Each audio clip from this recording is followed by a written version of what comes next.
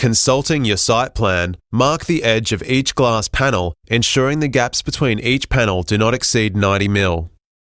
Mark in any gates, allowing for hinge and latch gaps. Mark spigot placement along the chalk line for each panel, excluding the gate area.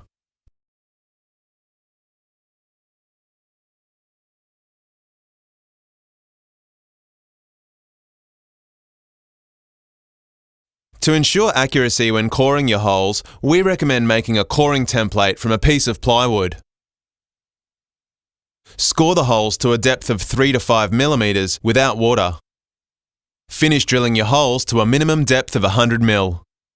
Clean the area thoroughly after drilling each hole.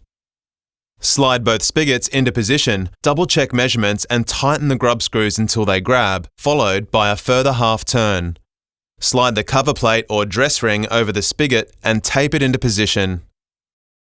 Starting at the highest point of the run, place timber chocks approximately 50 mm high under each panel and place the glass into position. To ensure the panels stay in position, brace them into place using timber bracings, clamps and a heavy weight to keep them in place. Ensure your panel is level, plumb and in line with marked fence line. Simply clamp the top edge of panel with timber clamps and continue along the run.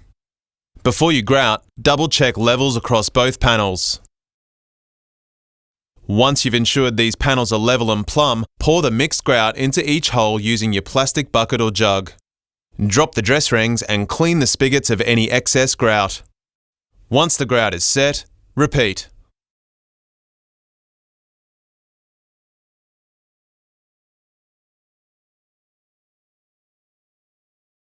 Oxworks offer glass-to-glass and glass-to-wall gates. These have slightly different spacing allowances. Mount hinges to the